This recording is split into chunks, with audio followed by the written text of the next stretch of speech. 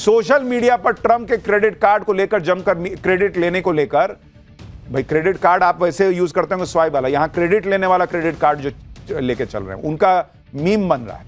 जैसे इस मीम में ट्रंप खुद नोबेल अवार्ड देते दिख रहे हैं। एक और मीम आपको दिखाता हूं, बड़ा वायरल हो रहा है। इसमें ट्रंप भारत, चीन, रूस और ईरान के मुद्दों को सुलझाने का क्रेडिट लेते दिख रहे हैं, जबकि ये सारे देश इनकार कर रहे हैं। भाई उन्होंने कहा, ट्रंप को देखिए एक तरफ दिख रहा है, ट्रंप कह रहे हैं I made a deal with Xi Jinping, कह रहे ना मैंने तो नहीं किया। फिर उन्होंने कहा आई नेगोशिएटेड सीज फायर, मोदी ने कहा कि ना इसने नहीं किया। ईरान कॉल्ड मी, ईरान कह रहा ना हमने तो कॉल ही नहीं किया। ये ऐसे मीम चल रहे हैं और ये सच्चाई भाई है।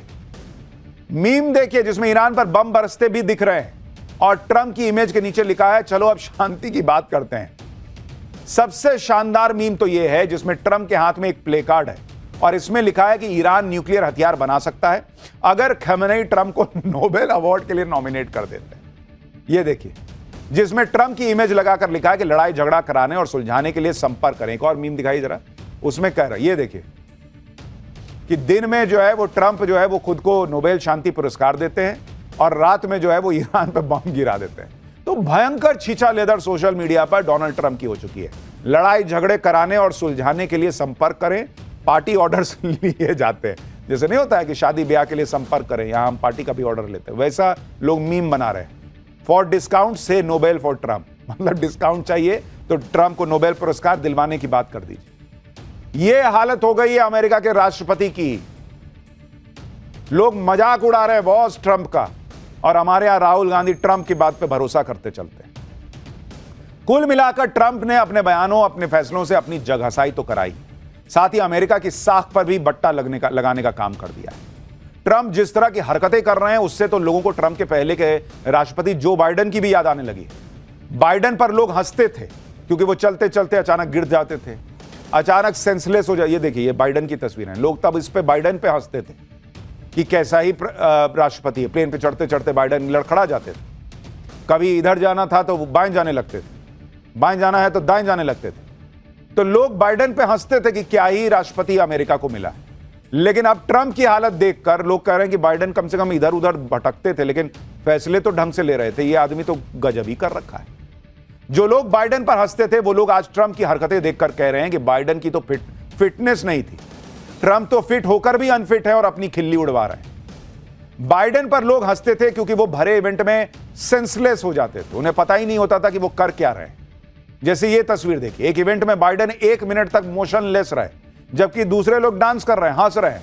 यहां ऐसा लग रहा है कोई रोबोट खड़ा है, तो वो सेंसलेस दिख रहे हैं, लेकिन वो शारीरिक रूप से सेंसलेस दिख रहे थे। ट्रंप तो भैया सेंसलेस बातें भी कर रहे हैं, हरकतें भी कर रहे हैं। बाइडेन की हालत तो यह थी कि वो भूल जाते थे कि किससे हाथ मिलाना है, किससे हाथ मिला लिया। ये देखिए ये बाइडेन की हालत। एक बार बाइडेन इटली गए थे, वहां पर अमेरिकी दूतावास में एक इवेंट था, एक अमेरिकी सीनेटर से बाइडेन ने हाथ मिलाया और 3 सेकंड में भूल गए कि उससे हाथ मिलाया, फिर से उसी से हाथ मिलाने लगे। इसके अलावा एक बार बाइडेन स्पीच दे रहे थे, स्पीच खत्म करने के बाद बाइडेन मुड़े और हैंडशेक के लिए हाथ बढ़ाया जबकि उनके आसपास कोई था ही नहीं। पब्लिक सोच रही है भाई कि अमेरिका की किस्मत क्या ही चल रही है कि या तो ऐसा राष्ट्रपति मिल रहा है या ट्रंप जैसा मिल रहा है। मतलब आसमान से गिरे खजूर पे अटके वाला हिसाब है। बाइडेन का तो गजब ही हाल था, लेकिन ट्रंप भी बाइडेन से कम नहीं है। उनकी खिल्ली तो बाइडेन से ज्यादा उड़ रही है। ट्रंप के मीम बन रहे हैं और ये मीम इसलिए बन रहे हैं क्योंकि खुद को सीजफायर का चैंपियन बताने वाले ट्रंप ने कल रात को इजराइल और ईरान के बीच सीजफायर का बड़ा ऐलान कर दिया। ट्रंप ने ऐसे जता दिया कि उन्होंने फिर से दुनिया को बचा लिया हो और सब कुछ संभाल लिया हो। वर्ल्ड वॉर 3 मान लो रोक दिया हो, मिडिल ईस्ट में मान लो उन्होंने शांति ही ला दी हो।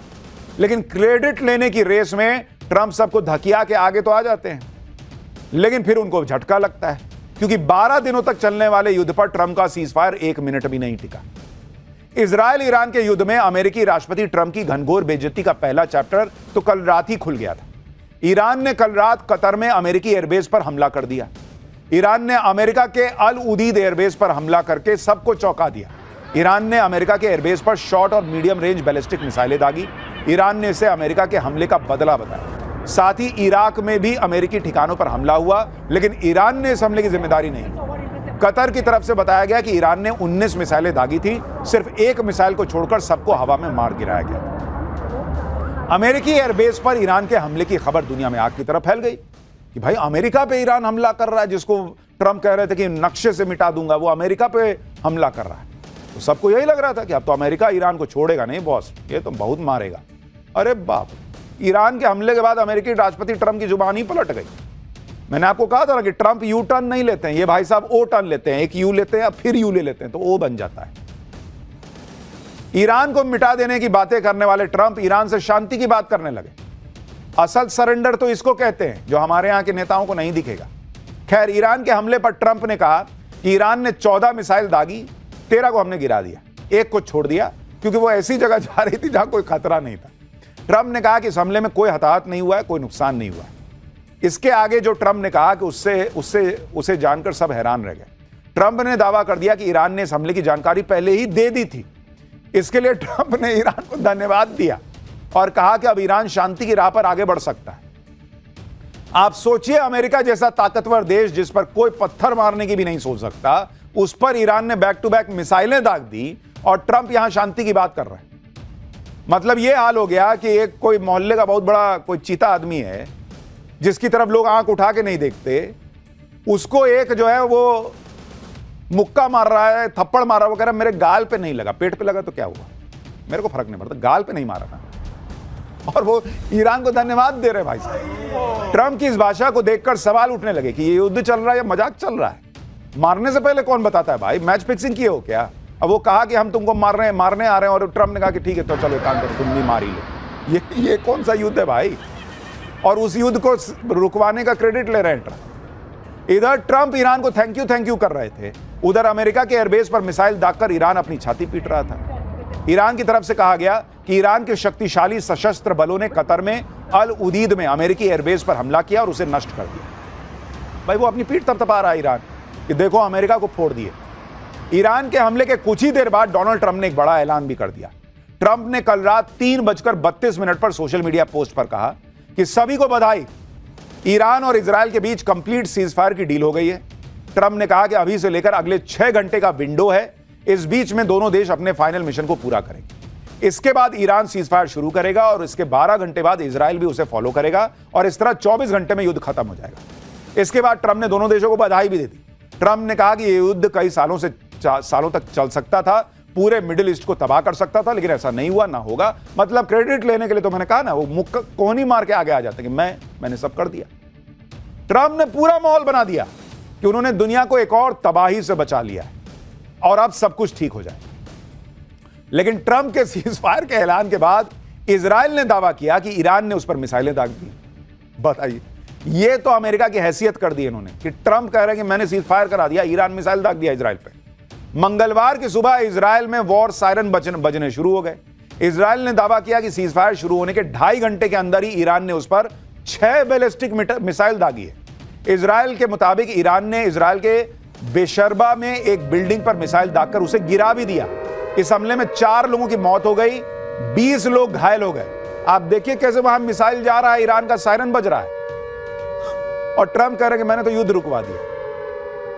इजराइल ने ईरान पर सीजफायर तोड़ने का आरोप लगाते हुए पलटवार भी कर दिया। मतलब इजराइल भी नहीं रुका। ईरानी हमले के जवाब में इजराइल ने अपनी सेना को तेहरान में हमले का आदेश दे दिया। इजराइल ने ईरान की राजधानी तेहरान में एक रडार साइट पर हमला कर दिया। इजरायली आर्मी रेडियो ने इस हमले की पुष्टि भी की है। यानी ना इजराइल ट्रंप की सुन रहा है, हमले नहीं रोक रहा, ना ईरान ट्रंप की सुन रहा है, वो भी हमले नहीं रोक रहा। दोनों एक दूसरे को फोड़ रहे हैं और ट्रंप रात के 3:32 पे मैसेज कर रहे हैं, सब रुकवा दिया मैंने। गजब आदमी है भाई। ये सब देखकर ट्रंप झल्ला गया। भाई बेइज्जती तो थोड़ी बहुत तो कभी कभी तो फील हो ही जाती है।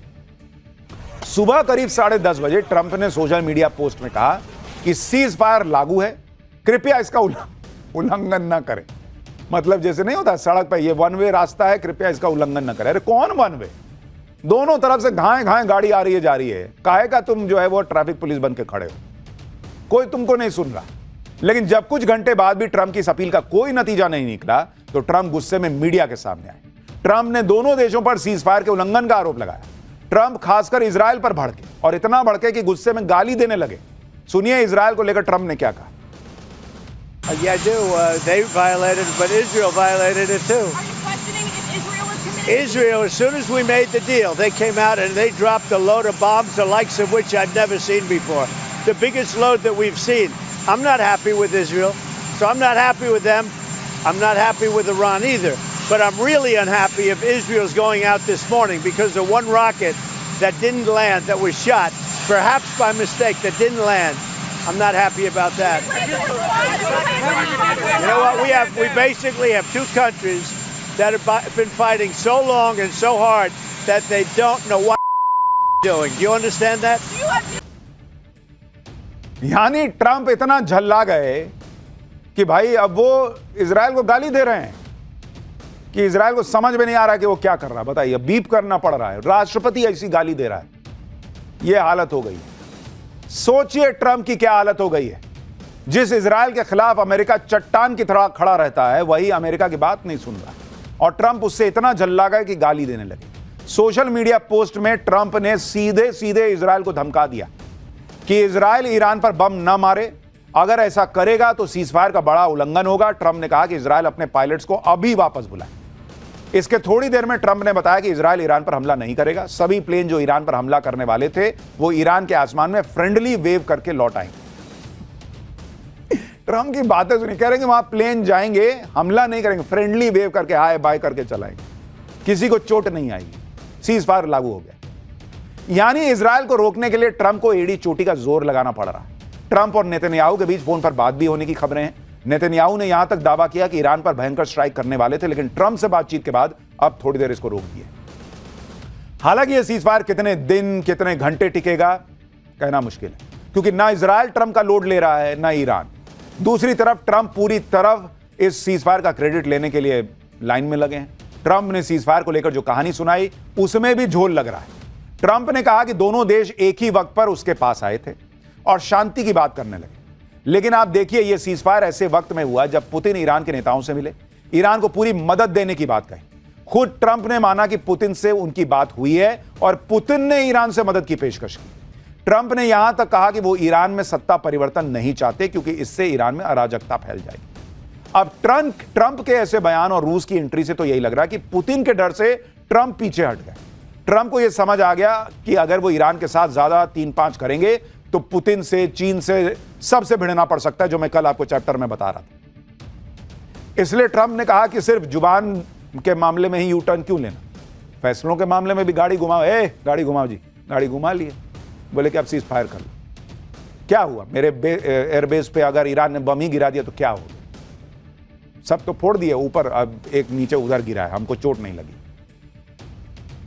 आप ये भी देखिए कि युद्ध रुकवाने के क्रेडिट के चक्कर में ट्रंप कैसे लगातार अपना मजाक बनवा रहे। 2024 में इलेक्शन कैंपेन के दौरान ट्रंप ने कहा, एक दिन में इजराइल और यूक्रेन युद्ध दोनों रुकवा दूंगा, लेकिन राष्ट्रपति बने उन्हें 155 दिन हो गए, वो अभी तक एक युद्ध नहीं रुकवा पाए।